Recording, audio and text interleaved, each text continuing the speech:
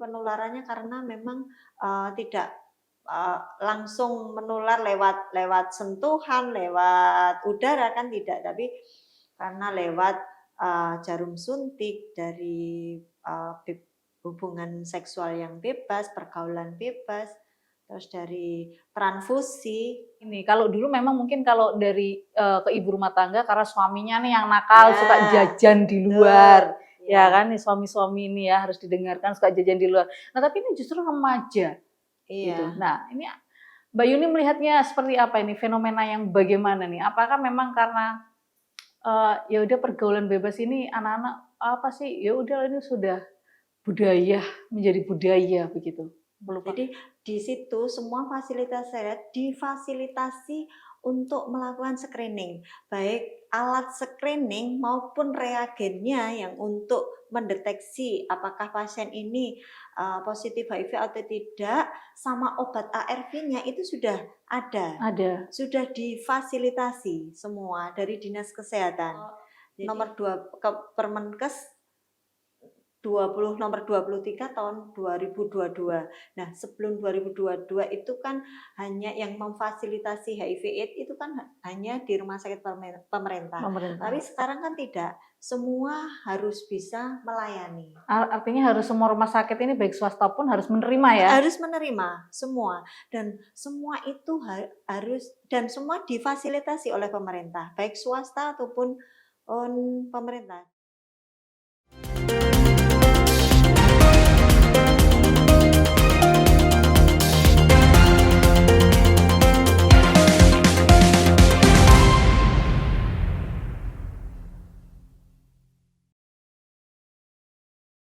Halo, balik lagi di Ngode, ngobrol bareng Dewan di Sang Legislator, dan kali ini kita akan membahas tentang kasus HIV/AIDS di Jawa Timur kembali menjadi perhatian serius berdasarkan data terbaru. Jawa Timur masih menjadi provinsi dengan jumlah kasus HIV/AIDS tertinggi di Indonesia.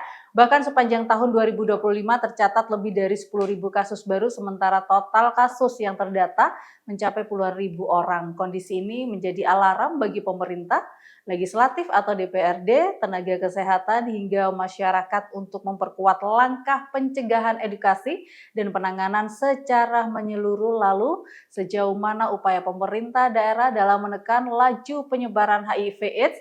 Apa saja langkah konkret yang didorong DPRD Provinsi Jawa Timur untuk melindungi generasi muda dan kelompok rentan? Untuk membahasnya sudah hadir tentunya di studio kami Wakil Pimpinan DPRD Provinsi Jawa Timur, Ibu Sri Wahyuni. Namun sebelumnya seperti biasa kita akan pantun. Buah mangga panen pagi hari, dikupas siang dimakan malam. Cantiknya Ibu Sri Wahyuni, sang pemimpin Dewan Perempuan. Wah, tepuk tangan dong. Selamat datang di Sang Legislator, Ibu cantik. Bu Wahyuni. Bu Sri atau Bu Wahyuni nih manggilnya? Bu Sri aja. Monggo, bisa Bu Sri, bisa Bu Wahyuni atau Bu Yuni. Bu Yuni. Oh, panggilannya banyak Bu Sri, Bu Wahyuni atau kalau Bu di DPRD kan banyak yang dipanggil depannya, jadi Bu Sri. Bu Tapi Sri. Kalau sehari-hari di rumah biasanya Bu Yuni. Bu Yuni. Tapi Bu Yuni ini kan masih muda ya, manggilnya Mbak aja ya, Bu ya. Monggo. Mbak Yuni gitu ya. Mbak Yuni, kalau kita kita kali ini kan akan membahas tentang penyebaran HIV/AIDS yang ada di Provinsi Jawa Timur. Kebetulan jenengan juga sebagai Wakil Pimpinan DPRD Provinsi Jawa Timur dan juga sebagai Ibu PKK. Nah, Ibu PKK di mana nih, Bu? Saya kebetulan karena suami itu kepala desa, jadi ketua tim penggerak PKK desa. Ya. Di desa? Desa Sambiroto. Sambiroto, Bojonegoro ya? Iya, Kapas Bojonegoro. Kapas Bojonegoro. Kalau Bojonegoro itu bahasa kerennya country wife, Bu. Orang-orang Surabaya bilangnya country wife. Iya, Bojone Negoro. Gitu. Betul, ya, betul. Mbak Yuni, kalau kita lihat sendiri data BPS terbaru yang diperbarui per 16 Februari 2026 ini agak sedikit mengagetkan. Kenapa? Karena Jawa Timur ini menduduki urutan pertama nasional dengan 10.000 sekian kasus HIV/AIDS sepanjang tahun lalu. Ini melampaui Jawa Barat dan Jawa Tengah ya. Nah, ini sebagai pimpinan legislatif, bagaimana Mbak Yuni ini memperlihatkan atau melihat angka penemuan yang cukup tinggi? Karena kalau tahun lalu aja Jawa Barat ini cukup tinggi secara nasional. Dan kalau kotanya, kota Bandung secara tertinggi. Nah ini justru berbalik Jawa Timur. Bagaimana Anda melihat? Ya, jujur dengan mendengar angka itu sebenarnya saya sebagai DPRD ataupun sebagai ini wakil apa Pimpinan ya, di ya wakil di rakyat ya. ya wakil rakyat sangat prihatin dengan angka seperti itu, sangat besar ya. Dan tak lihat angka 10.000 ini bukan hal yang uh, bukan apa diremehkan, jangan diremehkan, harus ada perhatian khusus dari pemerintah ataupun dari nasional. Jadi harus ada sinergi dari semua pihak untuk biar angka ini bisa tidak terus meningkat. Okay. Jadi harus ditekan gitu ya. Ditekan. Harus Jadi, ada upaya untuk penekanan justru menurun begitu ya, Mbak Yuni ya. Jadi tidak hanya di statistik aja, dan di situ kita juga harus memperhatikan di situ ada keluarga, ya ada masyarakat, dan juga mungkin yang harus kita edukasi, dilindungi biar penularannya tidak bertambah. Oke, kalau Anda melihat sebenarnya faktor utamanya ini apa ini Mbak Yuni? Apakah karena kalau memang kita lihat kan tanda-tanda sistem deteksi kita semakin masif ya, jadi juga penyebarannya sudah tidak terkendali di lapangan. Artinya pergaulan yang cukup bebas ini luar biasa begitu. Nah, Anda melihatnya bagaimana? Faktor utamanya memang karena apa ini untuk masyarakat Jawa Timur? Jadi sepengetahuan saya sebagai nakes yang dulu sebelumnya kan saya kerja di rumah sakit, jadi ada beberapa hal yang mungkin bisa ikut ini terhadap peningkatan. Jadi banyak itu pun jadi PR kita ya, itu jadi PR kita bersama karena mungkin stigma di masyarakat, terus drop out. Jadi angka drop out ini cukup tinggi di masyarakat karena apa? Kalau sudah dinyatakan pasien ini menderita HIV positif, beliau kan harus pengobatan, mendapat penanganan rutin. Khusus ya. Ya, pengobatan rutin, dan juga dia itu kan memendam sendiri ya penyakitnya karena hanya beliau saja yang boleh memberikan penjelasan ke keluarga. Nah, dari situ nanti misalkan dia berobat kan kadang terus akhirnya malu, takut ketahuan dan lain sebagainya. Dia kadang ini drop out dari pengobatan. Terus mungkin kurangnya ini ya, edukasi, penyuluhan di masyarakat tentang HIV/AIDS ini yang harus dipahamkan oleh masyarakat, apalagi ibu-ibu rumah tangga ataupun remaja-remaja. Oke, selain drop out sendiri, ataukah penyimpangan perilaku seks ini juga berpengaruh di masyarakat? Sangat berpengaruh. Karena kalau ibu rumah tangga mungkin dampak dari pasangannya yang mungkin tidak setia atau jajan dan lain sebagainya. Tapi kalau remaja kan ini banyak juga remaja yang didata itu, ini mungkin karena pergaulan bebas, karena narkotika bisa, atau mungkin karena kalau narkotika itu kan ada pemakaian alat-alat, jarum suntik, dan juga mungkin ada mungkin tato dan lain sebagainya kayak gitu kan, ada pemakaian yang bekas dari dipakai pasien itu ini dipakai lagi tanpa disteril kan itu bisa.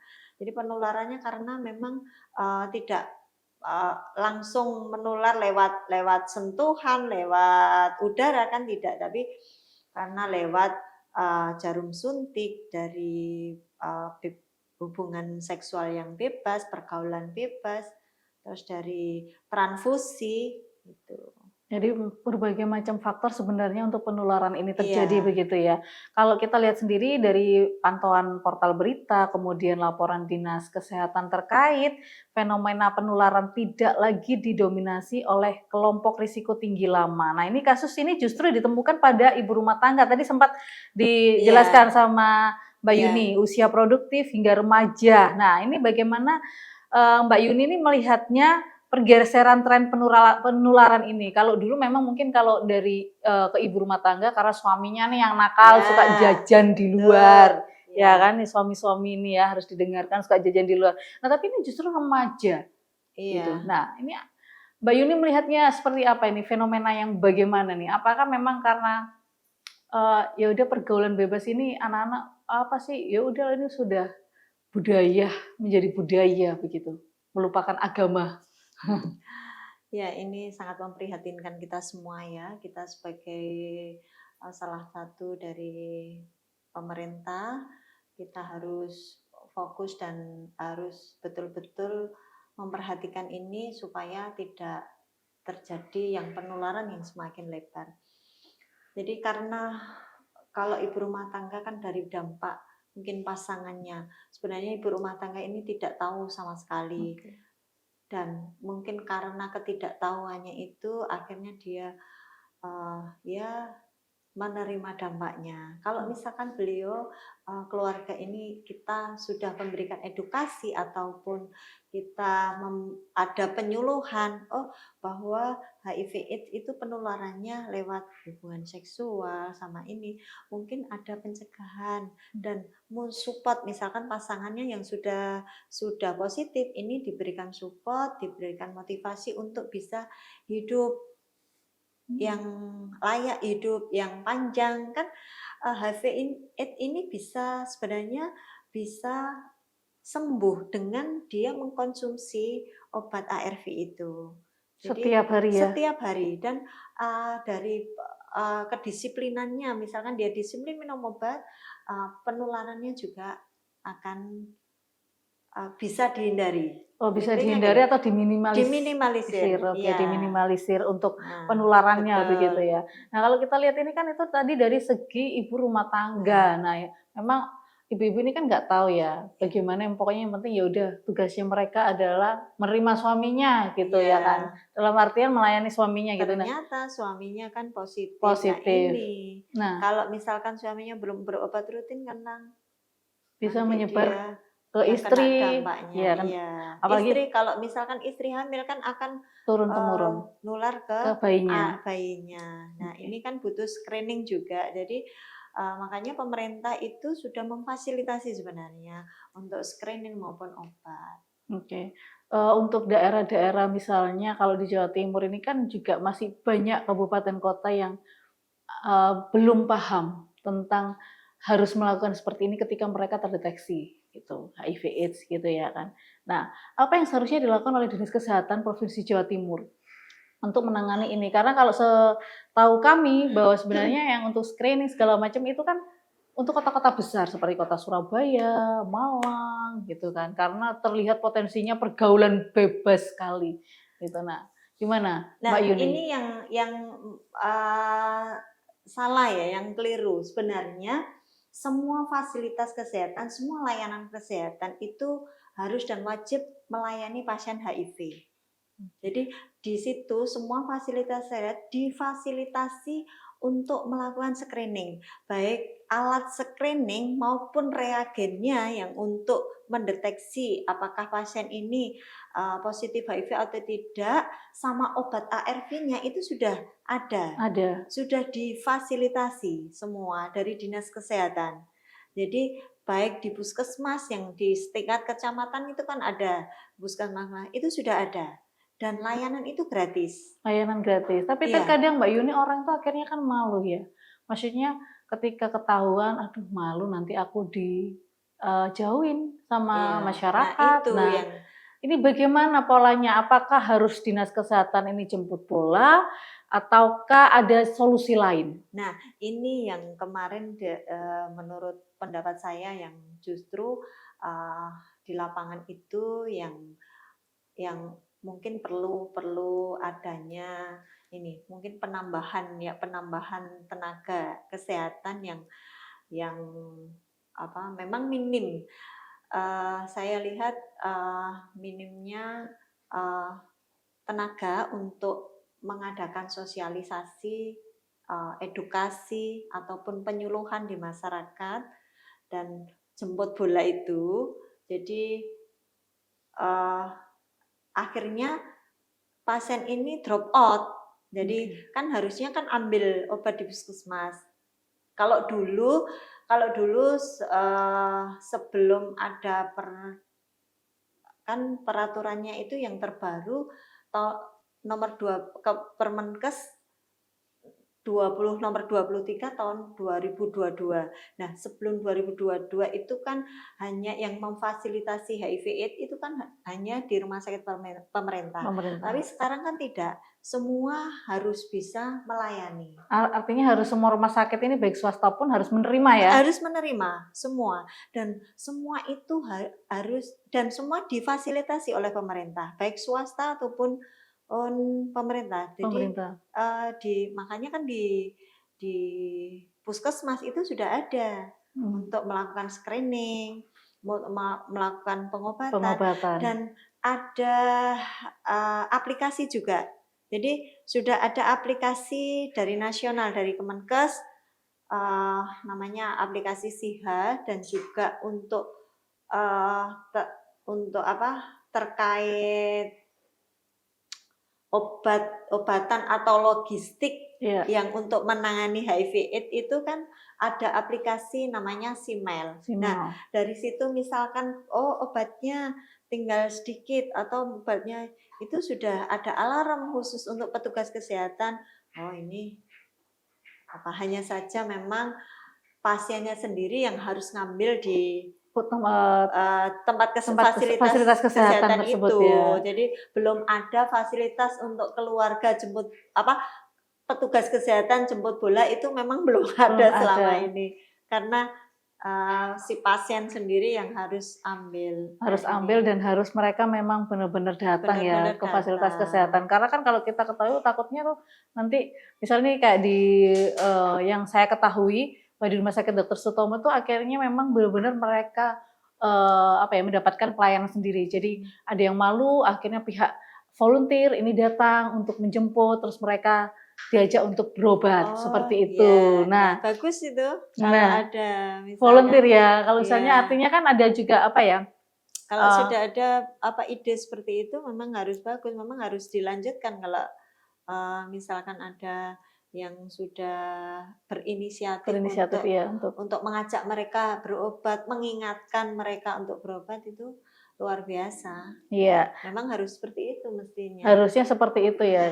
Nah, ini memang kalau kita lihat sendiri karena memang angka yang cukup tinggi ini kan membuat was-was juga nih. Nah, kalau di beberapa daerah di luar Surabaya ini layanan volunteer ini atau VCT ini yang alat screeningnya ini seringkali dilaporkan belum rata, Mbak Yuni, atau bahkan sering kosong. Nah, ini bagaimana tanggapan Anda? Kalau tadi kan Mbak Yuni kan bilangnya bahwa setiap di puskesmas itu mendapatkan fasilitas kesehatan ini ada. Jadi jangan takut gitu loh. Harus datang, screening, terus berobat. Nah, ini gimana nih kalau ternyata alat screeningnya ini seringkali belum rata, ada yang kosong. Iya.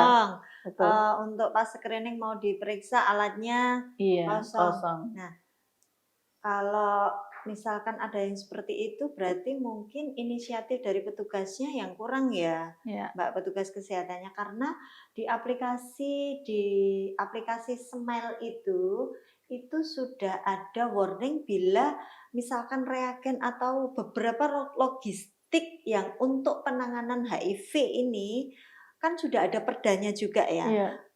Penanganan dan pengendalian HIV itu misalkan kok kurang ya, logistiknya kurang, itu sudah ada alarm, sudah ada warning.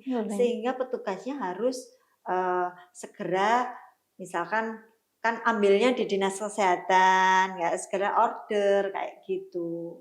Ini kan sudah ada aplikasi berarti ya? Udah ada aplikasinya. Lah, ini berarti artinya siapa yang salah ini? Petugas kesehatannya lah kah atau memang dari masyarakat atau volunteernya atau masyarakatnya tuh bagaimana, Mbak Yuni Iya, kalau lihat? nek saya tahu dari cerita petugas kesehatan Ya, nakes, sebenarnya untuk alat screening HIV di puskesmas itu berlebih, terlebih. bahkan turah-turah.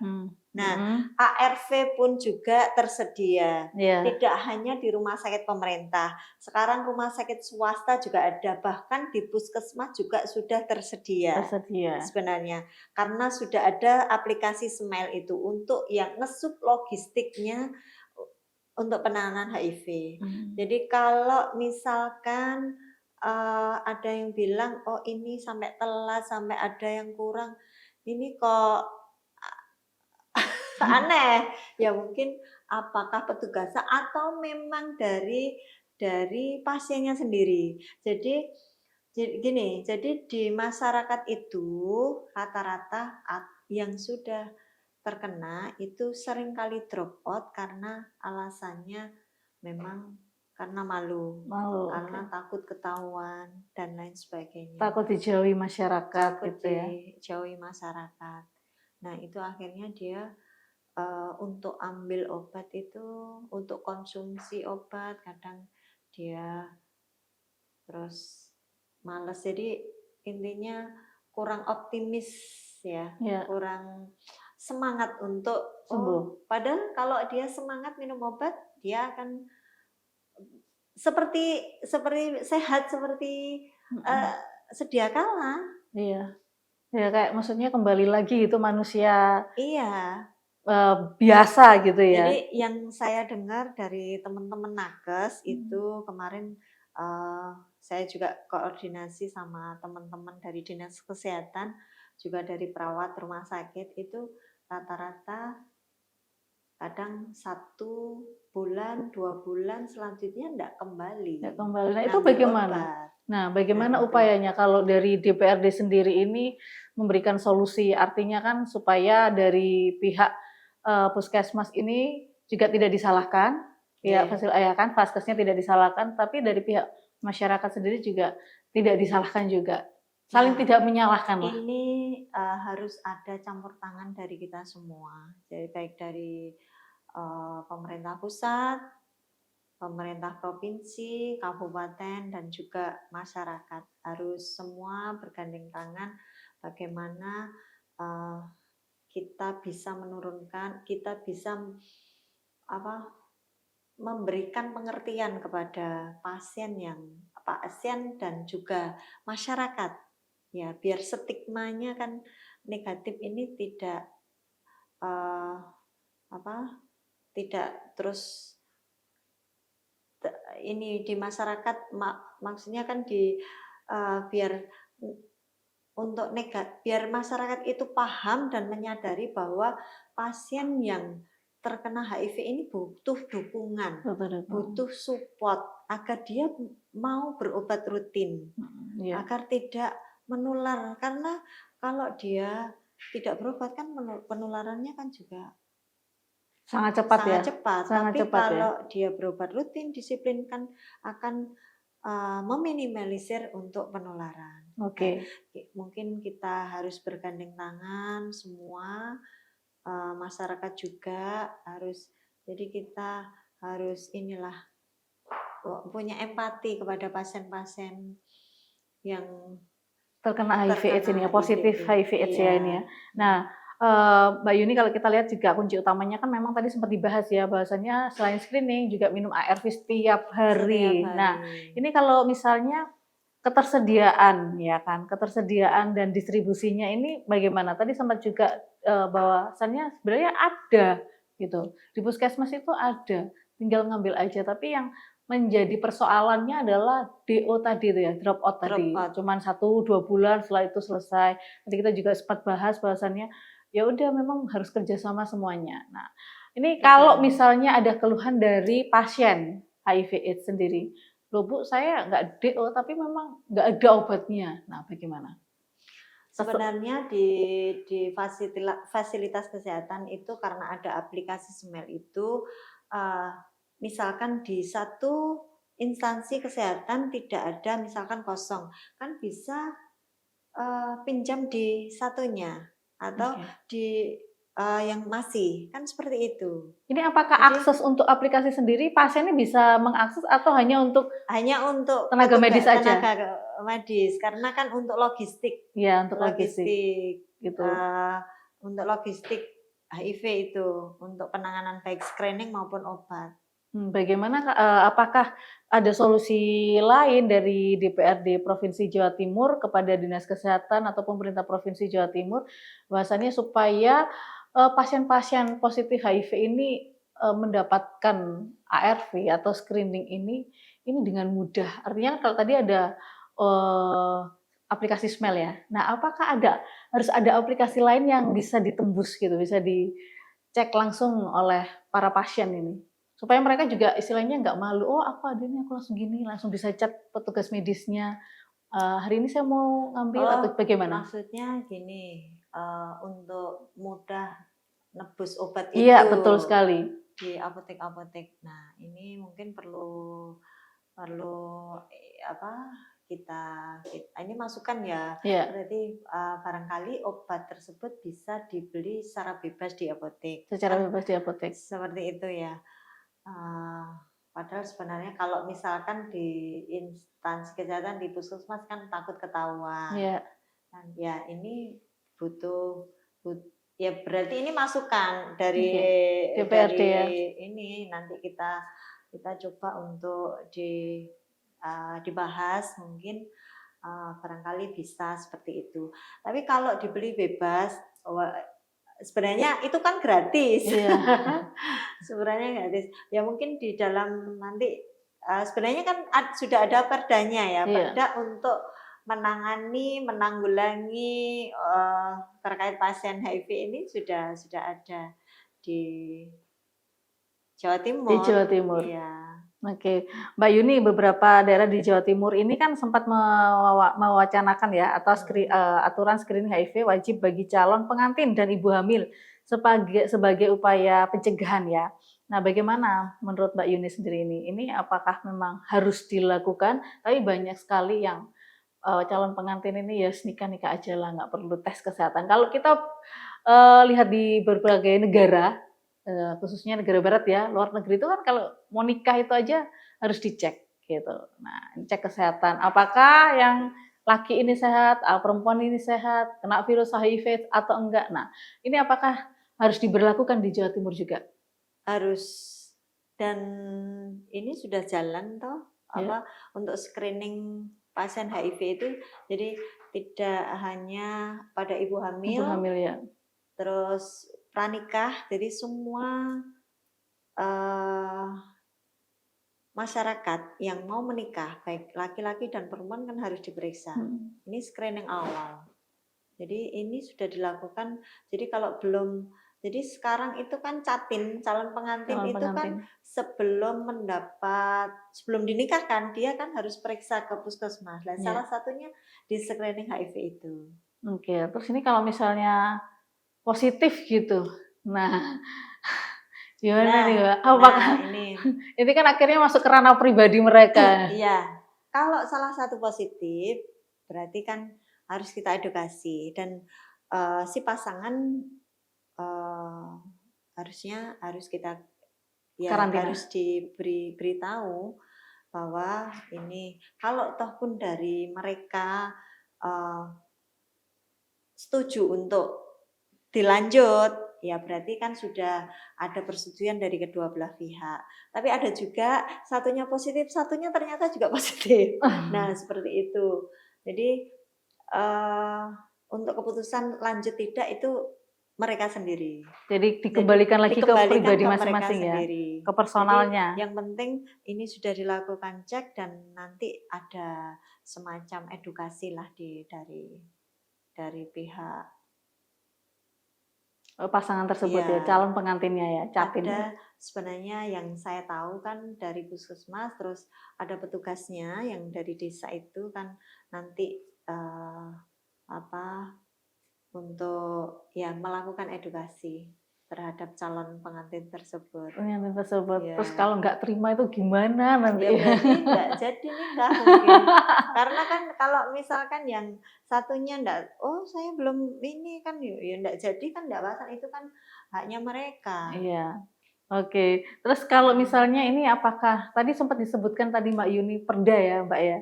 Nah, apakah nanti juga untuk screening HIV di Jatim ini perlu diperdakan supaya mengantisipasi? Jadi artinya setiap satu kakak ini wajib untuk screening setiap bulan begitu. Nah, bagaimana Mbak? Ataukah uh, mengacu pada perda sebelumnya? Bagaimana? Memang yang sudah ada ini hanya beberapa saja, tidak semua kakak di screening. Jadi yang di screening HIV ini yang pertama tadi itu ya, catin, calon pengantin. Yang kedua semua ibu hamil, Semua karena ibu nanti hamil. untuk penanganan bayinya itu kan akan beda ya. Terus yang ketiga itu pada semua pasien TB, karena biasanya pasien TB itu Iya. cenderung penyebabnya karena daya tahan tubuh melemah, dia kan tertular TB.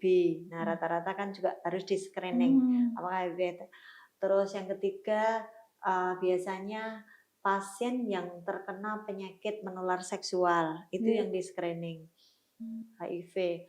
Terus ada juga misalkan di rumah sakit pasien tersebut sakit tertentu tapi diobati apapun tidak sembuh-sembuh, lama sembuhnya. Ini kan kadang petugas kesehatan curiga, ini kenapa kok tidak sembuh-sembuh? Curiga kalau misalkan imunnya turun kan, Imunnya turun, iya, bisa ini terjangkit bisa ya. terjangkit ya. Kalau sudah coba cek HIV. Nah, itu. Dan sebelum melakukan screening cek itu pun kita juga harus memberikan inform konsen kepada pasien tersebut. Oh, ini mau dilakukan screening, pemeriksaan imun, sistem imun tubuh. Barangkali imunnya kan, ya karena HIV kan imunnya kan rendah, jadi kalau itu positif, oh berarti penyebabnya karena ini, gitu. Jadi cukup itu yang di screening, tidak lebih. Kalau sehat-sehat kok kelihatannya enggak ya. Belum semua. Jadi belum semua. Jadi belum semua. Artinya tidak diharuskan untuk setiap satu kakak itu untuk screening. Tidak. Ya? Jadi pasien-pasien tertentu itu saja. Jadi enggak semua, belum diberlakukan semua. Oke, singkat saja Mbak Yuni, pesan untuk orang-orang yang masih bergelut dengan virus HIV/AIDS dan masyarakat Jawa Timur ini secara umum? Ya, untuk mungkin pasien yang sudah dinyatakan positif HIV, sebenarnya keberanian panjenengan itu adalah bisa menambah hidup. Jadi jenengan bisa hidup sama dengan kita asal berani untuk berobat. Jadi jangan putus asa, berobatlah rutin dan disiplin untuk minum obat. Jangan takut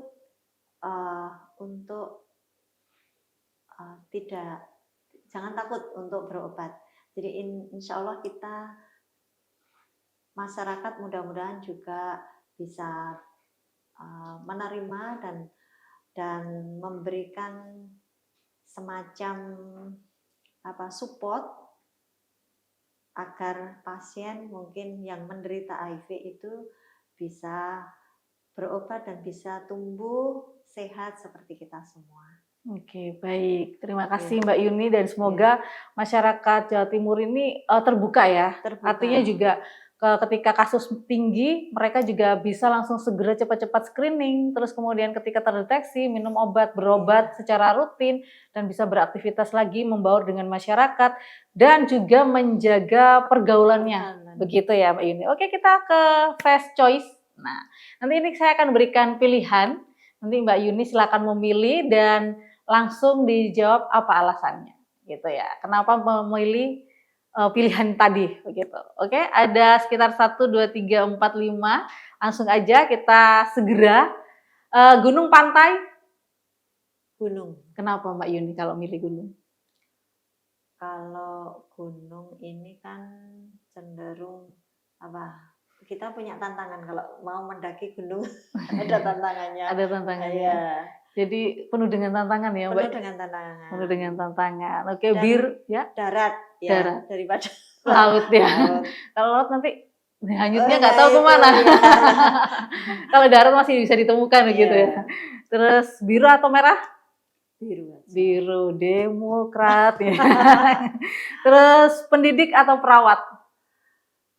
Perawat. Perawat. Karena Kenapa? memang perawat. Karena memang perawat. Dasarnya memang dulu beliau ini adalah seorang perawat ya. Selama kurang lebih 20 tahun ya Mbak Yuni ya. 23 tahun. 23 tahun. 25 kalau dari lulus ya. pertama lulus sekolah perawat Uh-uh. itu kan langsung kerja. Langsung kerja di rumah sakit umum, terus pindah di rumah sakit Aisyah 2001 sampai 2024 kemarin 2024. baru resign. Baru resign karena melayani masyarakat Jawa Timur ya. Jadi wakil rakyat. Jadi wakil rakyat. Oke, kita lanjut lagi. Penanganan DB atau penanganan TB?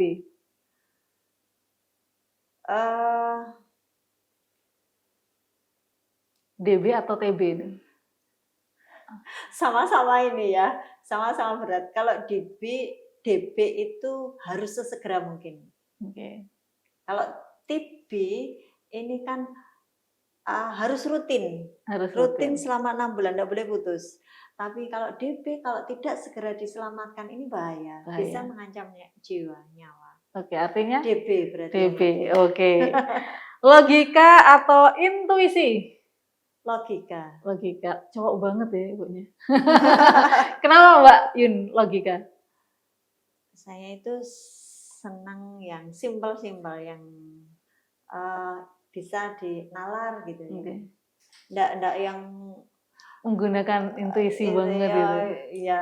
Gitu ya. Yang secara logika, oh ini oke, lebih cepat lebih baik. Oke, lebih cepat lebih baik. Baik, terima kasih Mbak Sri Wahyuni selaku Wakil Ketua DPRD Provinsi Jawa Timur dari fraksi Demokrat yang sudah ngobrol bareng kita di Ngode di Sang Legislator sudah 30 menit lebih. Terima kasih, semoga saran dan juga solusi yang ditawarkan kepada pemerintah Provinsi Jawa Timur ke masyarakat Jawa Timur ini bisa bermanfaat. Sekali lagi terima kasih sudah hadir bersama kami. Terima kasih kembali.